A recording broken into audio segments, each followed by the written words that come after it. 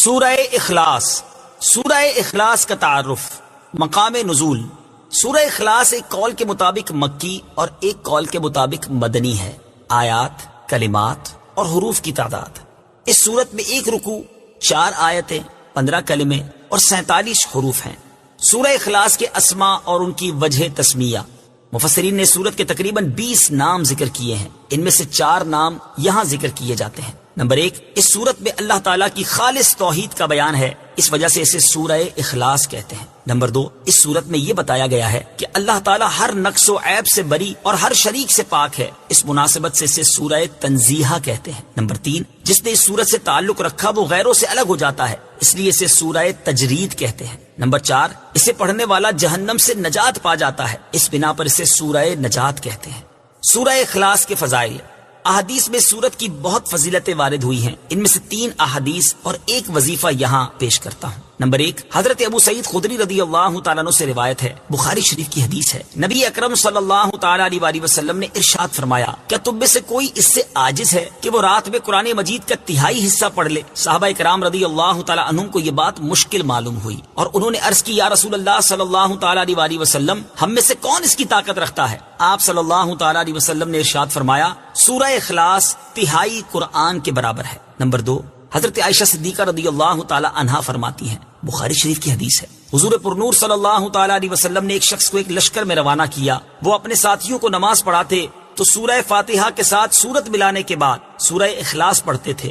جب لشکر واپس آیا تو لوگوں نے نبی کریم علیہ الصلوۃ والسلام سے یہ بات ذکر کی تو پیارے آقا علیہ الصلوۃ والسلام نے ان سے ارشاد فرمایا، اس سے پوچھو کہ تم ایسا کیوں کرتے ہو؟ جب لوگوں نے اس سے پوچھا تو اس نے کہا، یہ سورت رحمان کی صفت ہے، اس وجہ سے میں اسے پڑھنا پسند کرتا ہوں۔ تاجدار رسالت صلی اللہ تعالی علیہ وسلم نے ارشاد فرمایا، اسے بتا دو کہ اللہ تعالیٰ اس سے محبت فرماتا ہے۔ نمبر 3، حضرت انس رضی اللہ تعالیٰ عنہ سے روایت ہے، ترمذی شریف کی حدیث ہے، ایک شخص نے سید عالم صلی اللہ تعالی علیہ وسلم سے عرض کی کہ مجھے اس سورت سے بہت محبت ہے، ارشاد فرمایا، اس کی محبت تجھے جنت میں داخل کر دے گی۔ نمبر 4، تفسیر ساوی میں لکھا ہے کہ جو شخص گھر میں داخل ہوتے وقت سلام کرے اور اگر گھر خالی ہو تو حضور اقدس صلی اللہ تعالی علیہ وآلہ وسلم کو سلام کرے اور ایک بار قل هو اللہ پڑھ لیا کرے تو انشاءاللہ فقر و فاقہ سے محفوظ رہے گا، اور یہ بہت مجرب عمل ہے۔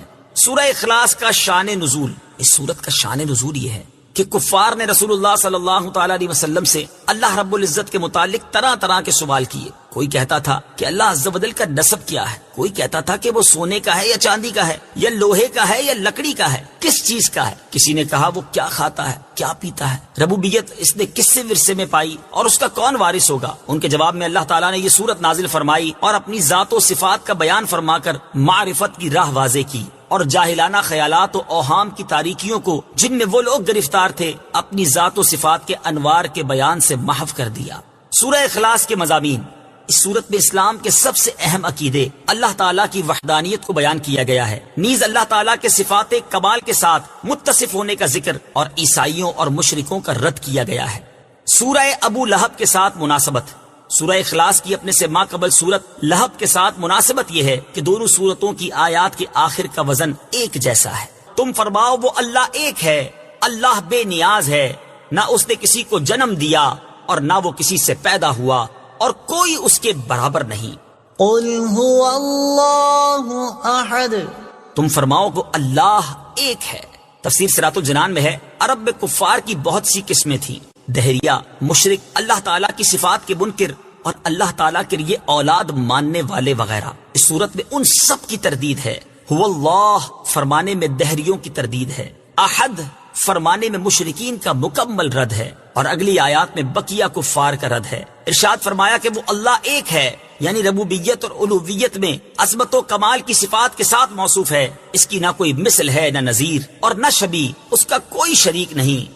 اللہ بے نیاز ہے، تفسیر صراط الجنان میں ہے، ارشاد فرمایا کہ اللہ تعالیٰ ہر چیز سے بے نیاز ہے، نہ کھائے نہ پیے، ہمیشہ سے ہے اور ہمیشہ رہے گا، کسی کام میں کسی کا حاجت مند نہیں، نہ اس نے کسی کو جنم دیا اور نہ وہ کسی سے پیدا ہوا۔ تفسیر صراط الجنان میں ہے اللہ تعالیٰ اولاد سے پاک ہے کیونکہ اولاد باپ کی جنس سے ہوتی ہے، اور اللہ تعالیٰ اس سے پاک ہے یوں ہی وہ خود کسی سے پیدا نہیں ہوا کیونکہ وہ قدیم ہے یعنی ہمیشہ سے ہے، اور پیدا ہونا اس چیز کی صفت ہے جو پہلے نہ ہو اور پھر وجود میں آئے۔ اس میں مشرکین اور یہود و نصارہ سب کی تردید ہے۔ مشرکین فرشتوں کو اللہ تعالیٰ کی لڑکیاں کہتے تھے، یہودی حضرت عزیر علیہ الصلوۃ والسلام کو، جبکہ عیسائی حضرت عیسیٰ علیہ الصلوۃ والسلام کو خدا کا بیٹا مانتے تھے، اور کوئی اس کے برابر نہیں۔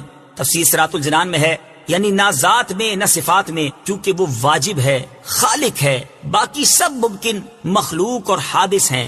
اس کی صفات ذاتی، قدیم، غیر محدود ہیں، جبکہ مخلوق کی صفات عطائی، حادث اور محدود ہیں۔ سورہ فلق، سورہ فلق کا تعارف، مقام نزول۔ ایک قول یہ ہے کہ سورہ فلق مدینہ منورہ میں نازل ہوئی، اور ایک قول یہ ہے کہ مکہ مکرمہ میں نازل ہوئی ہے۔ پہلا قول زیادہ صحیح ہے کیونکہ اس کے شان نزول سے اسی کی تائید ہوتی ہے۔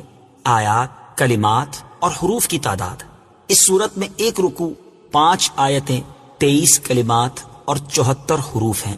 فلق نام رکھنے کی وجہ، فلق کے کئی معنی ہیں اور یہاں اس سے مراد صبح ہے، اور چونکہ اس سورت کی پہلی آیت میں یہ لفظ موجود ہے اس مناسبت سے اسے سورہ فلق کہتے ہیں۔ سورہ فلق اور سورہ والناس کے فضائل، احادیث میں سورہ فلق اور سورہ والناس کے بہت فضائل بیان کیے گئے ہیں۔ ان میں سے 3 فضائل سماعت فرمائیے۔ نمبر 1، حضرت عقبہ بن عامر رضی اللہ تعالی عنہ سے روایت ہے، مسلم شریف کی حدیث ہے، نبی کریم صلی اللہ تعالی علیہ وآلہ وسلم نے ارشاد فرمایا، کیا تم نے نہیں دیکھا کہ آج رات مجھ پر ایسی آیتیں نازل ہوئی ہیں جن کی مثل نہیں دیکھی گئی؟ وہ آیتیں قل اعوذ برب الفلق سورت کے آخر تک اور قل اعوذ برب الناس سورت کے آخر تک ہیں۔ نمبر 2، حضرت ابو سعید خدری رضی اللہ تعالی عنہ فرماتے ہیں، ترمذی شریف کی حدیث ہے، حضور پرنور صلی اللہ تعالی علیہ وآلہ وسلم جنات سے اور انسانوں کی نظر سے پناہ مانگا کرتے تھے، یہاں تک کہ سورہ فلق اور سورہ والناس نازل ہوئی، پھر آپ نے ان سورتوں کو پڑھنا شروع کر دیا اور ان کے علاوہ دیگر وظائف کو چھوڑ دیا۔ نمبر 3، حضرت عابس جوہنی رضی اللہ تعالیٰ عنہ سے روایت ہے، حضور اقدس صلی اللہ تعالی علیہ وآلہ وسلم نے ارشاد فرمایا، میں تمہیں وہ کلمات نہ بتاؤں جو شریر جنات اور نظر بد سے اللہ تعالیٰ کی پناہ طلب کرنے میں سب سے افضل ہیں؟ انہوں نے عرض کی، یا رسول اللہ صلی اللہ تعالی علیہ وسلم کیوں نہیں، آپ ضرور بتائیے۔ ارشاد فرمایا، وہ کلمات یہ دونوں صورتیں ہیں، نمبر 1 قل اعوذ برب الفلق، نمبر 2 قل اعوذ برب الناس۔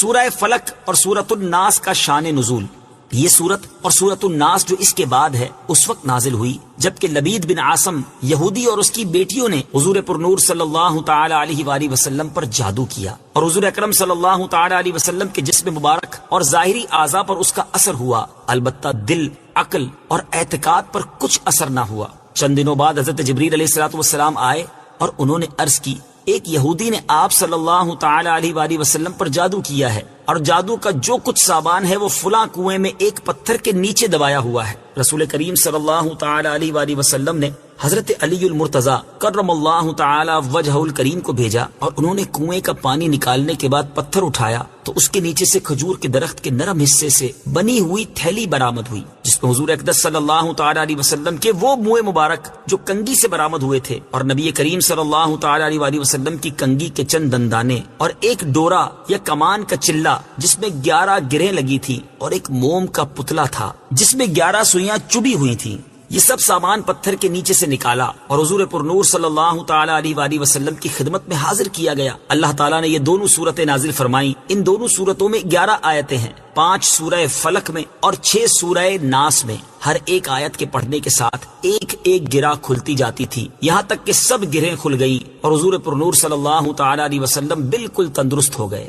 تعویذات اور عملیات سے متعلق ایک شرعی مسئلہ، یہاں ایک مسئلہ ذہن نشین رکھیں کہ وہ تعویذ اور عملیات جن میں کفر یا شرک کا کوئی کلمہ نہ ہو جائز ہیں، خاص کر وہ عمل جو آیات قرآنیہ سے کیے جائیں یا احادیث میں وارد ہوئے ہوں۔ حدیث شریف میں ہے کہ حضرت اسماء بنت عمیس رضی اللہ تعالی عنہا نے عرض کی، یا رسول اللہ صلی اللہ تعالی علیہ وآلہ وسلم، جعفر کے بچوں کو جلد جلد نظر ہوتی ہے، کیا مجھے اجازت ہے کہ ان کے لیے عمل کروں؟ حضور پرنور صلی اللہ تعالی علیہ وسلم نے اجازت دی۔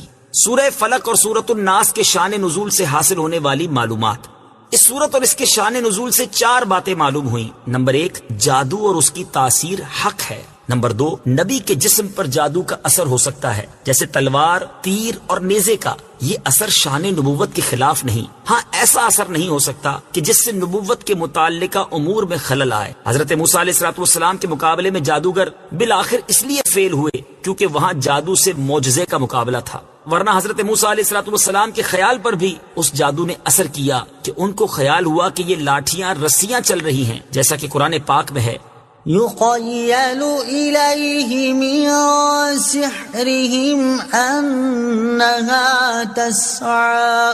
ترجمہ، ان کے جادو کے زور سے موسیٰ کے خیال میں یوں لگی کہ وہ دوڑ رہی ہیں۔ نبی کریم صلی اللہ تعالی علیہ وسلم کے خیال پر بھی یہی اثر ہوا تھا۔ نمبر 3، جادو کو دور کرنے میں سورہ فلق اور سورہ ناس میں خصوصی تاثیر ہے۔ نمبر 4، جادو، ٹونا اور عملیات و اثرات اور بیماریوں کو ختم کرنے کے لیے قرآن پاک کی سورتوں اور آیتوں کو استعمال کیا جا سکتا ہے، جیسا کہ اوپر بیان ہوا، اور خود بخاری شریف میں سورہ فاتحہ کو اس مقصد کے لیے استعمال کرنے کا بیان موجود ہے۔ سورہ فلق کے مضامین۔ اس سورہ مبارکہ میں تمام مخلوق کے شر سے، رات کے اندھیرے کے شر سے، جادوگروں کے شر سے اور حسد کرنے والے کے شر سے اللہ تعالیٰ کی پناہ مانگنے کی تعلیم دی گئی ہے۔ سورہ اخلاص کے ساتھ مناسبت۔ سورہ فلق کی اپنے سے ماقبل سورت اخلاص کے ساتھ مناسبت یہ ہے کہ سورہ اخلاص میں اللہ تعالیٰ کی وحدانیت کا بیان ہوا اور یہ بتایا گیا کہ جو چیزیں اللہ تعالیٰ کی شان کے لائق نہیں وہ ان سے پاک اور بری ہے، اور ان دونوں صورتوں میں بتایا گیا کہ دنیا میں موجود ہر شر سے اللہ تعالیٰ کی پناہ مانگنی چاہیے۔ اسی طرح ان شیاطین، جنات اور انسانوں سے بھی اللہ تعالیٰ کی پناہ مانگنی چاہیے جو لوگوں کو اللہ تعالیٰ کی راہ سے روکتے ہیں۔ بسم اللہ الرحمن الرحیم۔ ترجمہ، اللہ کے نام سے شروع جو نہایت مہربان رحمت والا ہے۔ قل اعوذ برب الفلق من شر ما خلق ومن شر غاسق اذا وقب ومن شر النفاثات في العقد ومن شر حاسد اذا حسد۔ ترجمہ، تم فرماؤ میں صبح کے رب کی پناہ لیتا ہوں اس کی تمام مخلوق کے شر سے اور سخت اندھیری رات کے شر سے جب وہ چھا جائے، اور ان عورتوں کے شر سے جو گروہ میں پھونکے مارتی ہیں، اور حسد والے کے شر سے جب وہ حسد کرے۔ قل اعوذ برب الفلق۔ تم فرماؤ میں صبح کے رب کی پناہ لیتا ہوں۔ تفسیر صراط الجنان میں ہے، پناہ مانگنے میں اللہ تعالیٰ کا اس وصف صبح کے رب کے ساتھ ذکر اس لیے ہے کہ اللہ تعالیٰ صبح پیدا کر کے رات کی تاریکی دور فرماتا ہے تو وہ اس پر بھی قادر ہے کہ پناہ چاہنے والے سے وہ حالات دور فرما دے جن سے اسے خوف ہو۔ نیز جس طرح تاریک رات میں آدمی صبح طلوع ہونے کا انتظار کرتا ہے، اسی طرح خوف زدہ آدمی امن اور راحت کا منتظر رہتا ہے۔ اس کے علاوہ صبح مجبور و لاچار لوگوں کی دعاؤں کا اور ان کے قبول ہونے کا وقت ہے، تو اس آیت سے مراد یہ ہوئی کہ جس وقت کرب اور غم والوں کو آسانیاں دی جاتی ہیں اور دعائیں قبول کی جاتی ہیں، میں اس وقت کو پیدا کرنے والے کی پناہ چاہتا ہوں۔ ایک قول یہ بھی ہے کہ فلق جہنم میں ایک وادی ہے۔ من شر ما خلق۔ اس کی تمام مخلوق کے شر سے۔ تفسیر صراط الجنان میں ہے، اس آیت میں ہر مخلوق کے شر سے پناہ مانگی گئی ہے، خواہ جاندار ہو یا بے جان، مکلف ہو یا غیر مکلف، اور بعض مفسرین نے فرمایا ہے کہ یہاں مخلوق سے مراد خاص ابلیس ہے جس سے بدتر مخلوق میں کوئی نہیں۔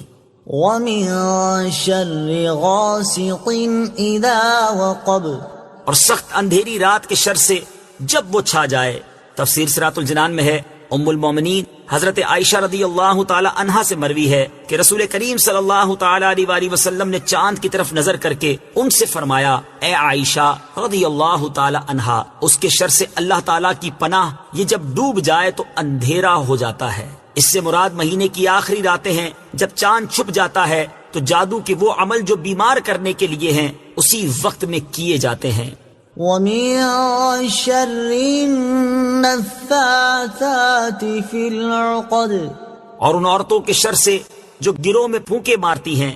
تفسیر صراط الجنان میں ہے، یعنی جادوگر عورتوں کے شر سے پناہ مانگتا ہوں جو ڈوروں میں گرا لگا لگا کر ان میں جادو کے منتر پڑھ پڑھ کر پھونکتی ہیں، جیسا کہ لبید کی لڑکیوں نے نبی کریم صلی اللہ تعالی علیہ وسلم پر جادو کرنے کے لیے کیا تھا۔ تعویذات سے متعلق ایک اہم شرعی مسئلہ۔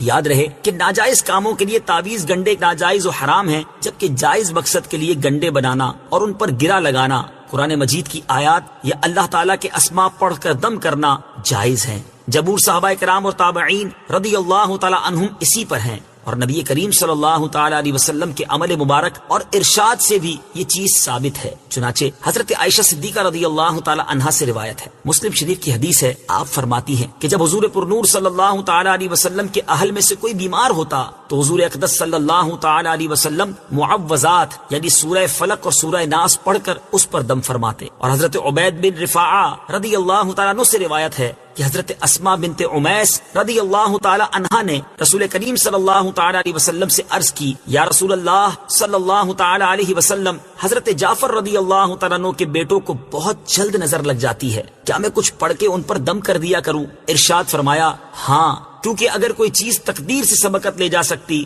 تو نظر ضرور اس سے سبقت لے جاتی۔ اور حسد والے کے شر سے جب وہ حسد کرے، تفسیر صراط الجنان میں ہے، حسد والا وہ ہے جو دوسرے کی نعمت چھن جانے کی تمنا کرے۔ یہاں حاسد سے بطور خاص یہودی مراد ہیں جو نبی کریم صلی اللہ تعالی علیہ وآلہ وسلم سے حسد کرتے تھے۔ یہ خاص لبید بن عاصم یہودی ہے، اور عمومی طور پر ہر حاسد سے پناہ کے لیے یہ آیت مبارکہ کافی ہے۔